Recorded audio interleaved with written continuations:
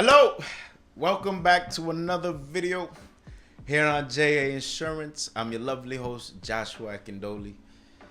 And you see the video title. Today we are talking about, is whole life insurance a scam? Well, it depends on who you're asking. So Dave Ramsey, I saw a video of him recently, and he said whole life insurance is a scam. It's the most useless thing in the world, and one thing or the other. And truly, I got a lot of respect for Mr. Ramsey. I do think he's a man of integrity, and he really believes what he's saying. But the facts are facts. I'm not selling you one way or the other, but I'm just here. You know how we do at this channel. We just simply speak the facts.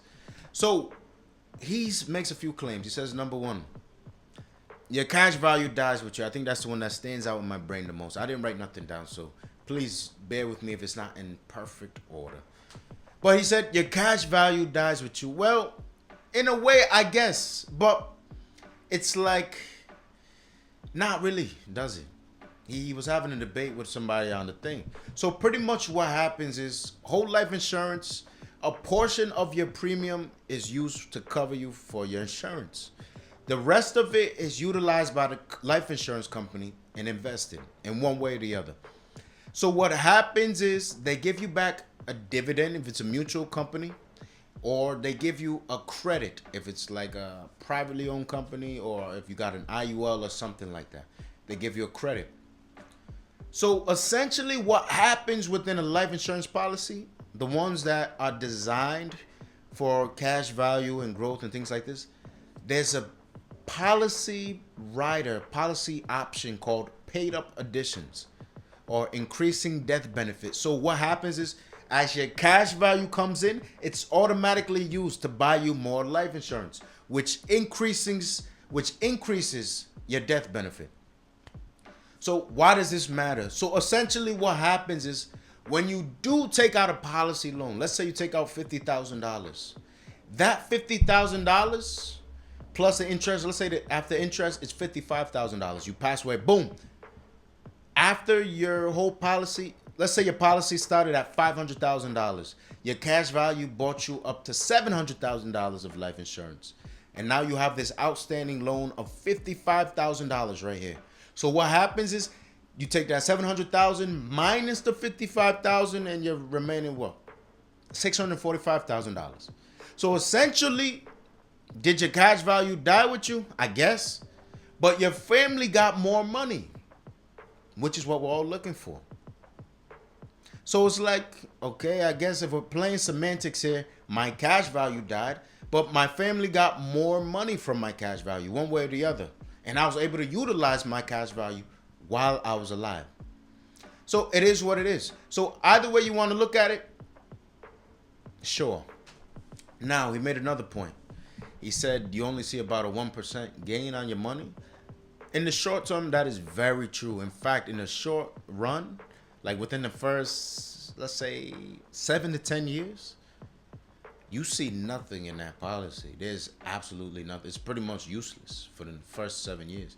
And then eventually, about 15 years in, it starts to make sense. That's the truth. This is if you're going to do whole life insurance, it's a long-term play. It's a long-term play, which is why it's very effective for rich people, a lot of life insurance agents, that's their talking point. Rich people are doing it, so you should do it too. Well, rich people need to avoid taxes. Rich people they have disposable income. So they're always looking to put their money in one place or the other. So they diversify. So if you have a long time horizon, let's say for one reason or the other, you were convinced you want to go ahead and get a life insurance policy for your child's education fund. The best time to get that life insurance policy is when that kid is from 0 to 3 years old. 4, 5 years, 6 years, you're pushing it. But from 0 to 5, 6, it makes sense because you have a 15 or 18, right? You go to school at 18. So let's say 0 to 3 years old, 0 to 4 years old. You have an 18-year time horizon before it's time for your child to go to school. So it does make sense in that instance. It's a long time horizon. Or retirement. Let's say you're 30 years old. You're looking for a way to diversify your retirement income. A whole life insurance might make sense. And I really do advocate for this. The reason being is your money being in the market or in a Roth, either that's through a 401k, a Roth, or 403b, whatever you may have, you will be subject to down years where there's going to be recessions. And if you're taking money out during recessions, you're locking in your losses. I do think it's good to have that cash value to, buttress or hedge those losses so you're not taking losses, So if you have a long time horizon, you got 30 years, 20 years, fine. Put some money into a whole life insurance policy, make it paid up within 20 years. You don't got to think about it. You got cash value. You could take against his money. It's not going to harm you in no way, shape, or form. And then the returns look decent. When you have time with a whole life policy, the returns do look good. And it's just a good way to hedge, I think. It's just a great way to hedge. So, off the top of my head, I cannot remember what else he said in that video. But I'm going to make another video. I'm sure he said some other things about it. But this is not me advocating that you should go ahead and buy a whole life insurance for your retirement or for your child's college education.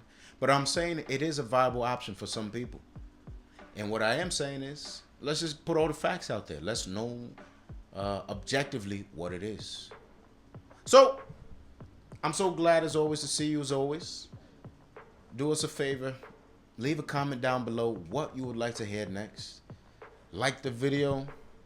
And if you're looking for life insurance for yourself, for your family, for a sibling, for a cousin, for somebody that you take care of, head over to our website. Get free quotes on demand. We are not going to harass you. We're not going to call you. We're not going to bother you. All right? It's for your own benefit and consumption. And I always forget to put this in my videos, but if you look down below, there's a budget sheet form. It's like an Excel sheet, which kind of calculates your surplus or deficit every month. You just type in the numbers, and it takes care of everything for you. It's free. Take it. Use it. Budget yourself. Put yourself on a little routine. All right. So glad to have seen you today. Hope to see you at the next. Take care now.